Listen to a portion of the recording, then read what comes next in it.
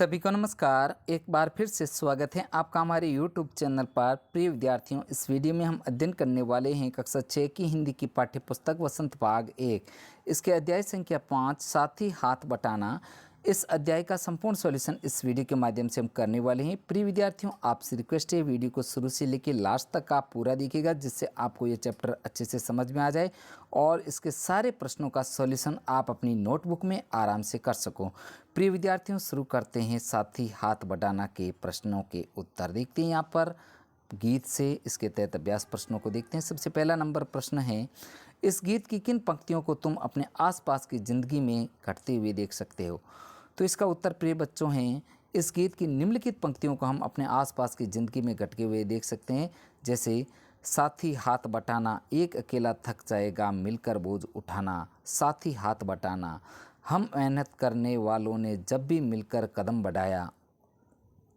सागर ने रास्ता छोड़ा, पर्वत ने शीश झुकाया। इसका जो भावार्थ है कि अकेला व्यक्ति काम करते वक्त थक जाता है, लेकिन यदि हम उसका साथ दें, उसकी सहायता करें या समूह में काम करें तो उसके काम का बोझ कम हो जाएगा। परिश्रमी लोगों ने जब भी मिलकर काम किया है, वे पर्वत को लांघ गए और सागर को भी पार कर गए हैं। बढ़ते आगे प्रिय बच्चों, प्रश्न 2 को देखते हैं। सागर ने रास्ता छोड़ा, पर्वत ने शीश झुकाया, शाहिर ने ऐसा क्यों लिखा है? लिखो। तो इस प्रश्न का उत्तर है, शाहिर ने ऐसा इसलिए कहा है क्योंकि एक साथ मिलकर काम करने से हम किसी भी मुसीबत का सामना कर सकते हैं। परिश्रमी या मेहनती लोगों ने सागरों में भी रास्ता बनाया है तथा पर्वतों पर भी विजय प्राप्त की है। प्रिय बच्चों, प्रश्न 3 को देखते हैं। गीत में सीने और बाहों को फौलादी क्यों कहा गया है? तो इस प्रश्न का उत्तर है, आपको लिखना है, सीने को फौलादी इसलिए कहा गया है क्योंकि इसके इरादों की मजबूती का पता चलता है। बाहों को फौलादी इसलिए कहा गया है क्योंकि इससे असीम कार्य क्षमता, काम करने की शक्ति का पता चलता है। तो प्रिय विद्यार्थियों, इस 3 नंबर प्रश्न का उत्तर आपको लिखना है। आगे बढ़ते हैं, प्रश्न 4 को देखते हैं। गीत से आगे, इसके तहत प्रश्न 1 है, अपने आसपास तुम किसे साथी मानते हो और क्यों? इससे मिलते जुलते कुछ और शब्द खोजकर लिखो। तो प्रिय विद्यार्थियों, इसका उत्तर है, अपने आसपास हम अपने परिवार, अपने सगे संबंधियों, अपने दोस्तों, अपने शिक्षकों को अपना मानते हैं। इससे मिलते जुलते शब्द हो सकते हैं जैसे सहयोगी, प्रिय, हमारा, अच्छा चाहने वाले, प्यार इत्यादि। बढ़ते आगे प्रिय विद्यार्थियों, प्रश्न 2 को देखते हैं। अपना दुख भी एक है साथी, अपना सुख भी एक। कक्षा, मोहल्ले और गांव शहर के किस किस तरह के साथियों के बीच तुम्हें इस वाक्य की सच्चाई महसूस होती है और कैसे? तो प्रिय बच्चों, इसका आंसर आपको लिखना है कि कुछ बातों के संबंध में हम अपने साथियों से जुड़े होते हैं। इस मामलों में हमारी सोच एक जैसी होती है और हमारे सुख दुख की अनुभूति भी एक होती है। उदाहरण के लिए, हमारे कुछ दोस्त ऐसे होते हैं जो हमें दुखी देखकर खुद रो पड़ते हैं। उन्हें बहुत बुरा लगता है, वे सोचते हैं कि हमसे दुख की बात जानने के लिए हमारे पीछे पड़ जाते हैं। बढ़ते हैं आगे नेक्स्ट प्रश्न की ओर। इस गीत को तुम किस माहौल में गुनगुना सकते हो? तो प्रिय बच्चों, इसका प्रश्न का आंसर लिखना है। इस गीत को स्वतंत्रता दिवस, गणतंत्र दिवस या किसी संगठन की स्थापना के अवसर पर गा सकते हैं। खेल के मैदान में भी यह गीत खिलाड़ियों में जोश पैदा कर सकता है। बढ़ते हैं आगे प्रश्न 4 की ओर। एक अकेला थक जाएगा मिलकर बोझ उठाना, तुम अपने घर में इस बात का ध्यान कैसे रह सकते हो? तो इसका 1 नंबर का जो आंसर आपको लिखना है, अपने घर के छोटे बड़े कामों में माता पिता का हाथ बंटाकर हम इस बात का ध्यान रख सकते हैं। 2 नंबर है प्रश्न, पापा के काम और माँ के काम क्या क्या हैं?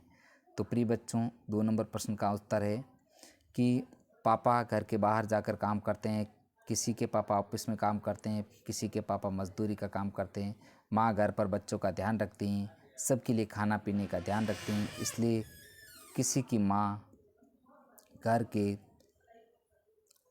बाहर जाकर ऑफिस में भी काम करती हैं। नेक्स्ट 3rd नंबर जो प्रश्न है, क्या वे एक दूसरे का हाथ बंटाते हैं? तो इस 3 नंबर का उत्तर आपको लिखना, हाँ जरूर वे एक दूसरे का सहयोग करते हैं।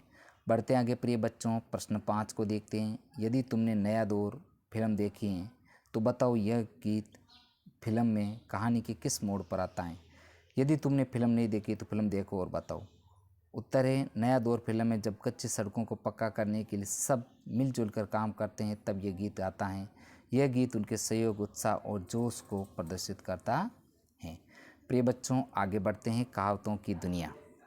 इसके तहत प्रश्न 1 दे रखा है कि अकेला चना बाढ़ नहीं फोड़ सकता, एक और मिलकर 11 होते हैं। तो ऊपर लिखी कहावतों का अर्थ गीत की किन पंक्तियों से मिलता जुलता है? और ख है, इन दोनों कहावतों का अर्थ कोश में देखकर समझो और उनका वाक्यों में प्रयोग करो। तो यहाँ पर उत्तर लिखना है, निम्नलिखित पंक्तियों में साथी हाथ बटेना, एक अकेला थक जाएगा मिलकर बोझ उठाना। तो ये इसका उत्तर लिखना है, एक से एक मिले तो कतरा बन जाता है दरिया।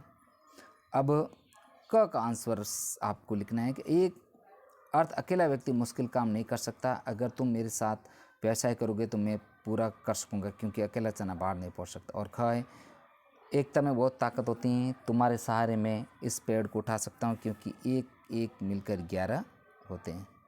बढ़ते आगे प्रिय बच्चों, नीचे हाथ से संबंधित कुछ मुहावरे दिए गए, इनके अर्थ समझो और प्रत्येक मुहावरे का वाक्य बनाओ। तो यहाँ पर मुहावरे दे रखें, अब मुहावरों को अच्छे से पढ़ना है और इसका अर्थ लिखना है और वाक्य भी बनाना है। तो यहाँ पर सबसे पहला देखते हैं क, हाथ को हाथ न सूझना, यानी कि बहुत अंधेरा होना, अमावस्या की रात को हाथ नहीं सूझता। आगे ख, हाथ साफ करना, यानी कि गायब करना, रमा ने मोहन के कपड़ों पर हाथ साफ कर दिया। बढ़ते हैं आगे, हाथ पैर फूलना, यानी कि घबराना, जंगल में शेर देखकर सोहन के हाथ पैर फूल गए।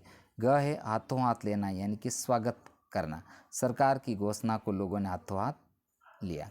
और ड है, हाथ लगना, अचानक मिलना, राम एक दिन अचानक हाथ लग गया। बढ़ते हैं आगे, भाषा की बात। यहाँ पर प्रश्न 1 को देखते हैं, हाथ और हस्त एक ही शब्द के 2 रूप हैं। नीचे दिए गए शब्दों में हस्त और हाथ छिपे हैं, शब्दों को पढ़कर बताओ कि हाथों का इनमें क्या काम है। तो यहाँ पर जैसे शब्द दे रखे हैं, हथकड़ी, हथौड़ा, हस्तशिल्प, हस्तक्षेप, निहत्था, हथकंडा, हस्ताक्षर, हथकरघा। तो इसका सबसे पहला है हथकड़ी, हाथकड़ी, यह हाथ पर बांधी जाती है। हथौड़ा, यह हाथ को पकड़ने का औजार है। हस्तशिल्प, मुख्यतः हाथ से या सरल औजारों की सहायता से बनाया जाता है। बढ़ते हैं आगे 4, हस्तक्षेप, जो किसी के काम में बीच में दखल देते हैं। अगला है निहत्था, जो खाली होता है, जिसके हाथ में कोई काम नहीं होता। अगला है 6 नंबर हथकंडा, इसमें भी हाथ में कोई काम नहीं होता। अगला 7 नंबर हस्ताक्षर, हाथ से अपना लिखने वाला। और हथकरघा, पर्दे पर कपड़ा बनाना। प्रिय बच्चों, आगे है प्रश्न 2, इस गीत में पर्वत, शीश, रास्ता, इंसा जैसे शब्दों का प्रयोग हुआ है, इन शब्दों को प्रचलित रूप में लिखो। तो यानी कि पर्वत का जो प्रचलित शब्द है पर्वत, शीश, रास्ता, इंसान। बढ़ते हैं आगे प्रश्न 3 की ओर, कल गैरों की खातिर की, आज अपनी खातिर करना। इस वाक्य में गीतकार इस प्रकार कहना चाहता है, तुमने कल गैरों की खातिर इन मेहनत की, आज तुम अपनी खातिर करना। इस वाक्य में तुम करता है जो गीत की पंक्ति में छंद बनाए गए हैं, रखने के लिए हटा दिए गए। उपयुक्त पंक्ति में रेखांकित शब्द अपनी का प्रयोग करता तुम के लिए हो रहा है, इसलिए यह सर्वनाम है। ऐसे सर्वनाम जो अपने आप के बारे में बताए निजवाचक सर्वनाम कहलाते हैं। निज का अर्थ होता है अपना। निजवाचक सर्वनाम 3 प्रकार के होते हैं, जो नीचे दिए गए वाक्यों में रेखांकित हैं। जैसे मैं अपने आप घर चली जाऊंगी, बब्बन अपना काम खुद करता है, सुधा ने अपने लिए कुछ नहीं खरीदा। अब तुम भी निजवाचक सर्वनाम के निम्नलिखित रूपों का वाक्यों में प्रयोग करो। अपने को, अब इसका साथियों उत्तर है, जैसे अपने को यानी कि पागल की तरह मत समझो, अपने से अच्छा कौन है, अपना काम स्वयं करो। अपने पर काम में सफलता पाना, अपने पर निर्भर है। अपने लिए, सिर्फ अपने लिए ही सभी काम नहीं करने चाहिए। आपस में लगाव बहुत जरूरी है। तो प्रिय विद्यार्थियों, हमने इस वीडियो के माध्यम से कक्षा 6 की जो पाठ्यपुस्तक हिंदी विषय की, इसके पाठ संख्या 5 साथ ही हाथ बटाना, इस पाठ का संपूर्ण सॉल्यूशन हमने इस वीडियो में किया है। प्रिय विद्यार्थियों, आपसे पुनः रिक्वेस्ट है, वीडियो को ज़्यादा से ज़्यादा लाइक तथा शेयर कीजिए। साथियों, चैनल पर अगर नए हैं तो चैनल को सब्सक्राइब जरूर कीजिएगा।